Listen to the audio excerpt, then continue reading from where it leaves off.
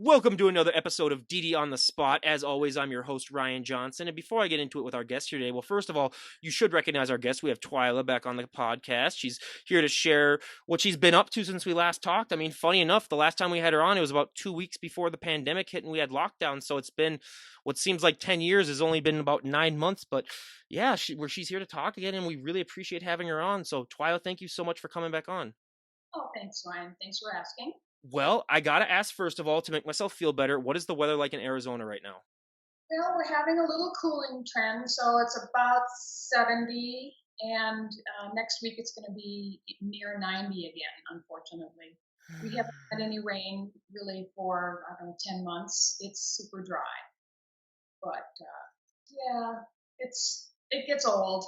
Yeah, 70 degrees. I'd really hate to be there right now, but no, that yeah, it's I can't. Yeah, I mean just one winter I'd like to spend out here. I mean, I like winters, don't get me wrong, but it's just like the fact that it lasts as long as it does. It's like let me have winter until basically January or February even, and then just have it be done. But no, it's got to go until April and sometimes May. So yeah, it's just ridiculous. But how have you been, keeping up with your training? I mean, we see all of your insane workouts that you do with like pull-ups and stuff where you're just doing these insane pull-ups and everyone's like, she's what, are you still 64? Yeah, I turned 64 in October, so 64 in 1 month about. Jeez. So yeah, it's absolutely insane. So how have you been keeping up with your workouts? Well, I guess here in Arizona, the gym stayed open until I think it was March 17th. So I think we talked in January, late January. So, and I thought for sure it wouldn't have to close. I didn't think the gyms would close, but they did. And I wasn't really too disappointed. So I got home and I dragged out every piece of equipment that I could find. I had, some dumbbells and some cords and, push up bars and, just bands, whatever I could find. And I put them in a pile and I said, okay, I'm going to do this. And I really didn't feel that bad about it. It didn't really bother me. So I started just doing my same thing. I did my 5-day split. I did my legs 2 days a week. I did chest and tri on one and my shoulders and on one day and back on another. And I just, did what I could do on my cords. And on the legs, it was kind of fun because I started doing single leg exercises. Like I worked up to the pistol squat, which is a big deal, And then I did skater squats, so one-legged skater squats, and those are hard. And then probably a couple of weeks after, well, first we were going to be closed for 2 weeks, and then we went another month. So then during that month, my husband and I looked online and we found a pull-up bar. And we got one and we installed it in the garage. And that was a lot of fun. And so then, the gyms opened again. I think it was probably the middle of May here. So it was really just 2 months that I had to work out at home. And, I didn't mind it. But the golf courses were open the entire time. They never closed. So really nothing changed for me. I could go to the golf course every day, any day, all day long. Yeah. Well, one of the benefits about being 6'3" is that I could just be someone's human pull-up bar. I just have to put up my arm basically then. So, you wouldn't have to buy one there. But I mean, it's just yeah, the golf courses here I don't think were ever really closed. Or I think they closed the course part in Minnesota, but they didn't close like the dining services or like the country club stuff. But yeah, it's just well, did you find that stuff was more expensive when you went shopping like two weeks in? Because we heard so many stories of people just jacking up the prices insanely for stuff. I think we got our bar in time, and so it was $100 or so, nothing outlandish. And so no, I didn't. But then, during the second closing, then I wanted to start getting, some kettlebells and things like that. And that's when I couldn't find anything. So for the first, 2 months, I had all my stuff at home, and then, my bar, my pull-up bar. Then we went back to the gym for, let's see, it probably was 2 months, and then they closed again. I think it was probably, I think it was 6 weeks that they closed, and then they are open, and then they closed again the end of June. And boy, when I went back to the gym, I definitely could tell I had lost strength, most definitely, especially in legs, because I love doing leg presses and, squats and stuff. And then I started doing deadlifts and then of course, then closed again. Yeah. how did you deal with all that mentally? Because last time we were on and you talked about, like one of the reasons, like after you quit bodybuilding was, hey, I just want to still be able to maintain as much as I can, for as long as I can. And this pandemic, I think, really made it a lot harder. How'd you deal with that? Because I know a big part of you was just like, hey, I just want to maintain this look for as long as possible. Well, like I said, I think I maintain most of my strength, upper body for sure, She but the still leg. got the guns, everyone. So I mean, that's the most important thing. So hey, that's. But yeah, yeah, it's yeah. I don't even want to talk about it because it just makes me embarrassed. You know, I guess the worst part about the lockdown for me, well, I should say, going back the second time we had to wear masks. And I got pretty upset about that. And of course, you can't breathe when you wear them. And, so I kind of snuck it down below my nose as much as I could and, drank a lot of water. But really, other than that, that was the only thing that really bothered me. I just kind of felt it was people control. I think that we should have had the decision. We should have made the decision to go back if we wanted to, and if you felt it was unsafe, stay at home. But for us athletes, I just don't think we're that much of a risk. So that was really the only. Well, the one thing that really hurt me a lot is that I drink. I don't drink a gallon when I go to the gym. I drink a lake basically. So I mean, I would need to put like a hole in that mask and just have a tube attached to it the whole time then because.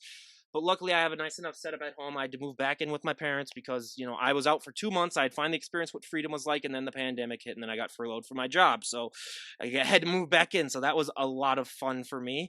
But yeah, it's just always ever evolving, and I mean, I know it hasn't changed that much for you, but were there any like food restrictions or any shortages? Because up here we had a lot of meat shortages. There was some rationing, or I should say, limitations on what you can buy in the grocery store. But for a couple of weeks, there was essentially no pasta and pasta sauce or tacos, and of course, that really didn't, apply to me. But we may do, and I do have a couple of protein shakes a day, and so I had no problem getting that. And there was never any problem with produce. Produce was always in stock. So, for a while, the big thing, of course, was TP. Everybody hoarded that. But now we're back to normal, except we're still wearing masks at the gym. Yeah, yeah, that is something that is unfortunate still. Where I mean, it's like, yeah, they should be able to have a choice. But luckily, I had a neighbor who's a big deer hunter, so he had like 3 refrigerators full of venison that we just come over there whenever we needed meat, and he just toss it to us. And so we did all right on that. But I mean, it's just so fascinating how people have adjusted to this, and it's just a whole new way of life. But I mean, other than the way that it's affected your training, how has this all affected you mentally as well? Because, like we talked about last time, this is so much more of a mental lifestyle than it is a physical, even though the physical is the one thing that the people see. How have you just adjusted to this new reality? Because we have a lot of people that have had a variety of answers. Well, I'm very political, so we probably don't want to get into that. And I just, we just really don't, we don't have any control over it. I mean, if we're going to be arrested, if we're not going to wear a mask, I mean, what can we do? But I have to tell you, when the gyms opened up again, I ran into a friend who lives up in northern Arizona, and she was going to do a show competition, and she's 66. And, she might be a good one to talk to. But anyway, her name was Nancy, and she told me about her show she was going to do in October. And I thought, hey, maybe I'll just do this. Maybe I'll train for it. And so I thought about it, and it was going to be a master's show, and I think there was a category for 60 plus women. So I got kind of excited, and then I thought, okay, I'll do that. And then, wouldn't you know, the gym was closed again. So then there goes, my legs. So then I decided not to do it, but then I decided to do. I usually do a photo shoot around my birthday just for something to look forward to. So then I kind of got ready for that. Then the gyms opened, and then I got ready for that. And then I had a nice photo shoot about a month ago, and I just put a picture on today. And we did some fit. She's a sports and fitness photographer, so she specializes in sports teams and shows like that. So that was fun. But I take one day at a time. I'm not going to get down. I still can do all my stuff at home if I have to. Like, before you got on today, I did my shoulders at home because I have a bunch of things. And, I went golfing this morning. So I was out for 4 hours outside. And I did buy a set of rings. I put those on my bar, and I've been working on those. And I do have 4 kettlebells, so I'm just some new things. And right now, I guess the older I get, the more I think if I could give one piece of advice to the young folks, I would say do not overdo it. Because right now, for me, it's preservation of my joints. And my muscles are strong, but the joints are getting a little, iffy, knees and some hips. And so I'm just kind of taking it. I'm not overdoing anything. I'm doing everything in moderation and still trying to, stick with my schedule. So like that though, I had one guy on who he did like the push up, pull up, sit up workout because that's the only he didn't have any equipment. He did like 600 of them a day, like, and he bruised like so many of his ribs, and he like tore something in his chest, and it's like, yeah, that's a story right there of overdoing it. And unfortunately, I think a lot of people do that now, especially with all this free time that they have, where they just think, like, hey, I should be constantly active, even though I your body might be telling you no. So yeah, myself, I mean, I've had 100 hour, or I'm not 100 hour, 100 minute cardio sessions. If I had a 100 hour cardio session, that would be definitely like a Guinness World Record, that I would definitely give him a call. But it's been just fascinating on how people are adjusting to that. So, and it's great, like when you keep yourself in the shape that you are, that you could literally just say, hey, there's a show coming up. I might want to get ready for that. So yeah, it's fascinating the way that things are turning out. But when it also comes to just the nutrition that comes in as you've gotten older, what would you say, as you've reached this age, or some of the bigger nutritional changes that you made, as opposed to when you were first getting started, years before, because I mean, nutrition's always ever evolving. I mean, you're never going to find out really exactly what works best for you, or if you do find it, by the time you do, your body's going to just get used to it, so you have to evolve. I really don't worry about my nutrition that much. And I think we talked about that last time. I totally forgot about that. Yeah, that she's the one genetic freak basically, where she doesn't have to worry about it. Oh. Really do, but I stay active enough. And I think before I started my bodybuilding career, I thought I ate healthy, but looking back, I didn't. I mean, because everybody drank soda and, drank, wine, margaritas, all that. And then when I started my figure competition, of course, I had to really get strict. And that's when I think I really started learning about healthy eating, clean eating. I didn't really know what clean eating was. And, real foods versus, a lot of shakes and things like that. But I really did increase my protein. I think we talked about that 10 years ago. And I still, right now, have a lot of protein. I still have my same breakfast, 4 egg whites and with a little cheese and a half a yolk. And then I have my oatmeal with chia seeds and flaxseed and frozen blueberries. And so, I think it's probably 600 or more calories a morning. It's pretty filling, but I have that every day for about 10 years. And I just need carbs. I need fats. I need everything. And but I'm not strict all the time. I mean, my husband is a pretty big eater and he likes pizza, and we Yep. I've been indulging a little bit too much in the pizza, especially in the Midwest. If anyone knows those Jack's pizzas, I love those things. I mean, I can eat those things, all day and night, and it's just unfortunately that I've had a few too many of them. I put on a little bit of weight, but hey, that's what the winter's for, and especially when it gets to be -20 up here, like because she's lived here before, where hey, the more mass you have, the little easier it is. Where yeah, if I don't want to be like in prep shape for a show during the winter, because then you're just asking God to basically just kill you, because you're already cold enough as it is, and then just to make it even tougher. But yeah, I mean, so I do got to ask though, because I am a golf guy and we have the Masters on right now. What is the best round of golf that you've ever shot? well, that's another thing. Since we talked before, I take golf lessons maybe once every few weeks or month, and I shot my first sub 80.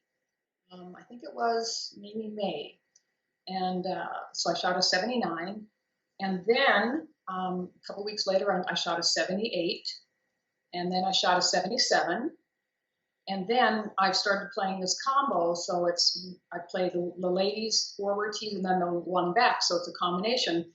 And I shot a 78 on that. And so that has been, just really been fun. But of course, golf can be different every day. But that's I am the worst golfer on the planet. Like I suck so much. My friends literally only took me to like those par 3 courses and they're like, "Yeah, you can't go." I slice it like none other. Like it's bad. It got to the point where I was lining up at almost like a 45-degree angle and I would hit it perfectly on the fairway then though because I timed the slicing right, but yeah, it's I mean, I've only gotten a few birdies in my life. I think I've gotten like 3 or 4 of them, but my dad's a huge golfer, so I can tell you he's glued downstairs to the TV watching the Masters now, which is a huge deal for him. Whenever since we have Hazeltine literally 10 miles away from us, he goes to all those and oh my god, I have to hear about it all the time. And then every Sunday now it's going to be him just sitting on the couch now just watching the Masters when it's not watching the Vikings. But yeah, I mean golf is it's a great activity, but hey, I always told my dad too, if those real golfers want to say that they're real athletes, come up here in Minnesota right now and have the Masters here and then we'll see how good they really are at golf. That's never going to happen. I know, but I'm just saying if these guys can be that good when it's 10 degrees outside and snowing, then they'll have my respect. And I never did get with golf too why you can't make noise or something like that where it's like every other sport you're allowed to make noise when people are doing their stuff. But yeah, I have a whole rant on golf. I mean, I respect it as a sport. It's a great sport, but the players sometimes I'm just like, "Hey, come on, get your act together." I'm a big John Daly fan. He's the only guy that I'm like, "Oh my god, I love John Daly so much." So, the bad boy of golf as anyone likes to know, but It's a great sport. In fact, I think it's one where you have to be physically fit. mhm. Unless you're John Daly. Yeah, but he's not on the tour now. I mean, Yeah, he's yeah, not. yeah. And then, but you have to have a lot of other fitness skills. I mean, you have to have power and speed and hand-eye coordination and accuracy, and that I think is such other skills that are great for people as they get older because like I teach yoga, and a lot of the people can't even stand on one foot. I mean, things like that are so important to maintain as we get older, because so we don't fall, keep our balance. So it's just a great sport for me, and it's a thinking person sport. I mean, every shot is different, and every putt is different, and it's just mentally a great game, I think. Oh, it's great too. But so I saw the one reason that I fell in love with John Daly is that I saw one interview that he did when he was in his prime on the tour. His diet would be 2 gallons of Coca Cola. He would just go to McDonald's every day and get it. He'd eat there 3 times. He would have like 3 packs of cigarettes a day or something like that, and he would just go ham. And he still won 2 majors. So I told my dad, I was like, that's the greatest natural athlete of all time. Then if he was able to do that to himself and still win those majors, but yeah, it's golf is yeah, you definitely have to be in shape, and that's one stereotype that I think a lot of people have where they look at golfers and they're like, oh, they don't have to work out at all. It's like nowadays they do. Back in the day, you didn't have to, but then again, back in the day, not really anyone worked out for sports. Even I mean, you had football players that would drink beer and smoke cigarettes at halftime. So it's just a completely different way. But you do when you do your yoga teaching. I could never do yoga just because I'm 6'3" and I am not bent like I could not bend like that. I am not flexible at all. What is the biggest thing that you think people struggle with when getting started with yoga? Well, I guess a lot of people say, well, I can't do yoga because I'm not flexible. Now, I have a 6'3" guy, 6'4" guy in my class. He's been taking my class for a couple of years, and you just come and you do whatever you can. And some people just are never going to be might not be able to touch their toes because maybe their legs are long or their arms are short. So anatomically, they're never going to make it.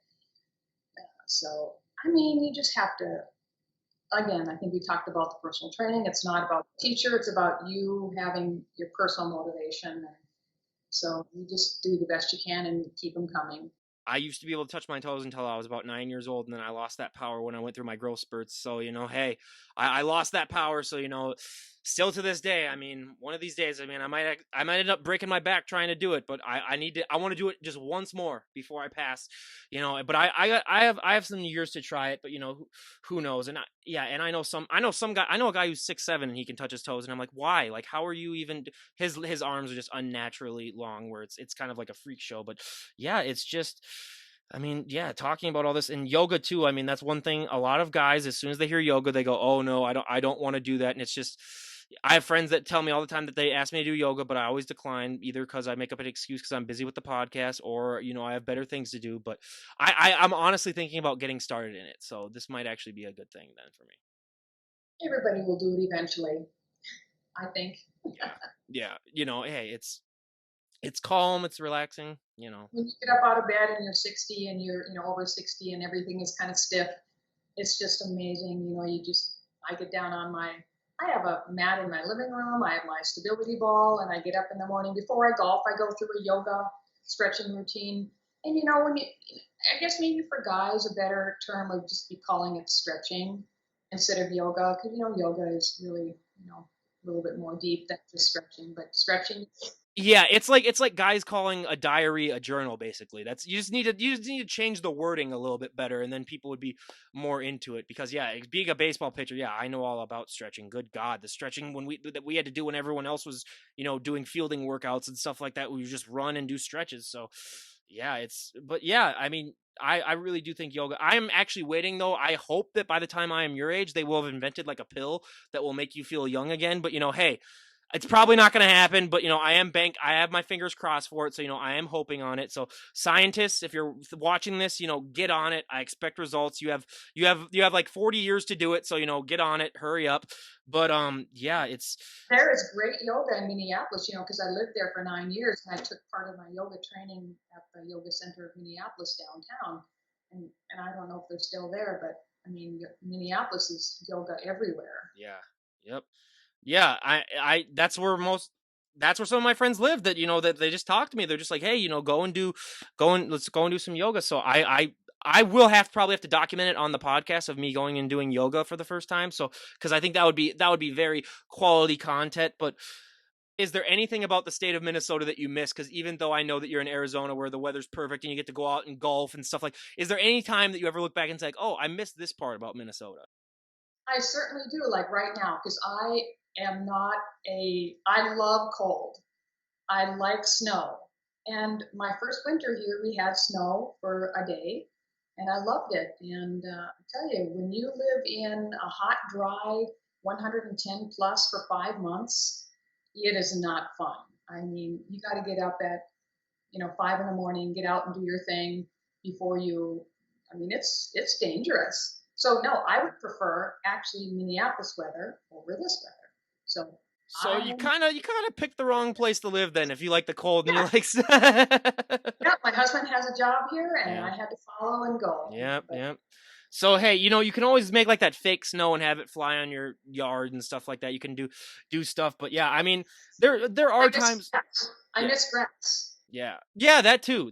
And so I'll be just, skating the rest of the year. That's my cardio basically until March, but I mean, it gets to a certain point where when you get to like -20, no one likes it. And if you like that weather, you're a psycho and you need psychiatric care because that's just ridiculous, but yeah, I mean, it's great that we actually have someone from Arizona that doesn't like the weather because I have friends like I had a guy that I worked with who he's a good friend of mine and he was talking about, "Oh, I'm going to go to Arizona. I think I'd love it there." And I was like, "It's 110 degrees. What are you going to love about that?" And he's like, "Oh, it'll be fine." And then I Snapchatted him like 3 months later and he's like, "Oh, it sucks here. I hate it so much like I want to come back." So it's nice that there's people missing the Midwest because you don't seem to hear that, you know, too much. But yeah, it's just fascinating. And so, do you have any plans for COVID now? Do you have any extra plans for like Thanksgiving and the holidays? Because luckily for me, I have family that live within like a mile of me. Most of my family, so we still come over all the time because they don't do anything because they all work from home now. But do you have any specific plans for Thanksgiving and Christmas? Nope, we're going to do the same we always do. We're not making any changes. And if people come over, we're not going to enforce any masks because, we are healthy people, and if they don't feel like they want to come over, then that's fine too. So I'm going to live my life like there's nothing different until we're forced to do Until you things. start coughing and you say, "Oh, we got to go to the hospital now." I tell you, I did get sick in July, and I had a little 3-day thing, and I called my doctor, and she said, well, let's have a telemedicine appointment. And I was going to go on a vacation in about 7 days, and she said, okay, you're going to have to quarantine yourself because you have 3 of the symptoms. I said, well, let's have a test. So I had a test. Of course, it came back negative, but she told me to quarantine anyway. So I said, thank you. Jeez, yeah. So where'd you end up? Did you end up going for vacation?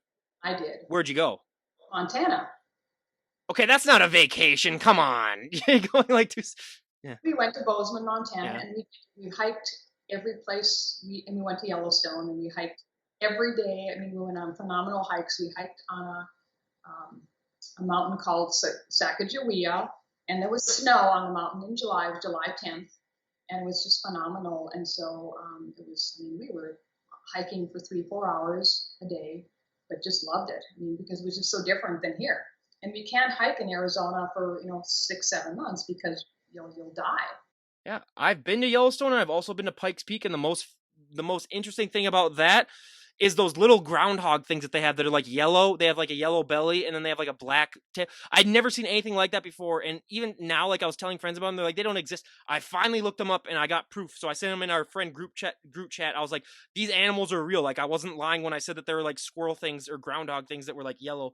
I forgot what they're called now, but I mean, prairie dogs. yes. Yes, that must be. They're like a certain type of prairie dog though, where they have like the yellow belly and they scream kind of funny. Where like if they're talking, there's like a funny video of like one of them like standing on a perch and screaming. But yeah, that Meerkats. You mean it's meerkats? something close to that. I will find out what it is and I will post the link when we're talking right now, just so that people, and I'll send it to you too because it's something cool. But I gotta say, I was the only one when we went to Pikes Peak in my family that didn't have that elevation sickness, where everyone else was like having a hard time breathing, and I was fine.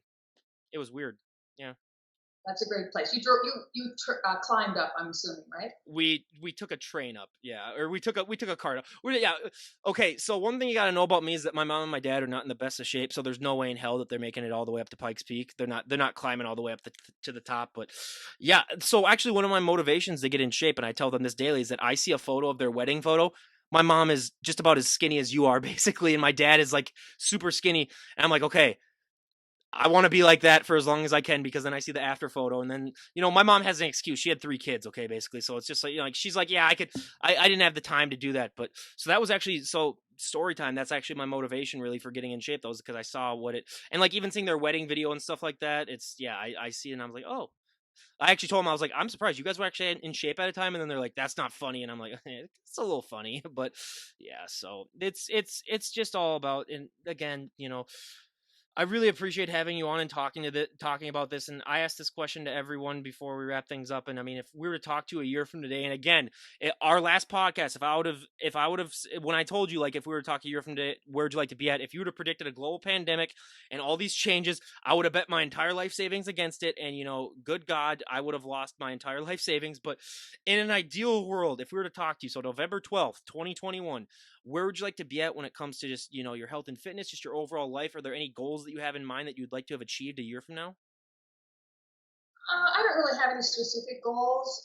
Again, like I told you, I just enjoy my life. I stay as active as possible. I love trying new things, as you can probably see on my page. I mean, I have a couple of fun things she's I've come up done. with like she's come up with like 20 different ways to do pull-ups, really. I mean, it's just insane. Like she does. I don't even get it. I mean, I struggle even doing I struggle even doing more than like 7 or 8 pull-ups, and then she's out here just repping like a dozen, just doing like weird things with like her legs or like doing twists and stuff. And I'm just like, what is that? That's just insane. That's the one thing about her page, and that when I first saw it, I was like, okay, I need to have her on. At her age, to be outperforming people my age, that's just insane. But I don't know. I'm a lightweight, so I mean, for me, it's easier to do body weight stuff. I cannot do absolute heavy weights. Like you can. You can probably press 1,000 pounds on a leg press. But they say that if you're a little bit more of a lightweight, then it's easier to do body weight because you don't have as much weight to lift up. But where I want to be in 1 year is not here in Arizona. I really like to be someplace cooler because this is just not the greatest climate for me, but that's just what I Hey, would if you like. go to Minneapolis, we can work out together, and you can embarrass me then on the pull-ups then, and we'll film it. And I'll just be like 60. Well, she'll be probably 64, 65 by then, and I'll be like she outdoes me, so that would be great too. But hey, I mean, but you do, like you said, you are more lightweight, but you do have the best aesthetics. Where we got to see the gun show because that's what everyone wants. That's what everyone wants. So can you show us the guns, because that's just absolutely ridiculous. Here, just hold that for a second. Everyone, that is just insane. She's 64 and she has that. Here, pump them up for a second. That's just incredible. Everyone, we all need to go and train arms now, because that is more motivation than I've ever seen. But again, we cannot thank you enough for coming back on the show and giving us an update and just talking. And hey, I really really appreciate it. And a year from now, who knows where we'll be at. If you hear like gunshots in the background or you see fire behind me, I mean, with the year that we've been having, hopefully here's to a better year in 2021. So, but again, you guys, and again, thank you so Yeah. Cheers to that. Cheers Yes. to that. And again, thank you so much for coming on. I really appreciate it. Thank you, Ryan. Appreciate it. Absolutely. Well, this is Ryan Johnson, DD on the spot, signing out. Have a great day, everyone.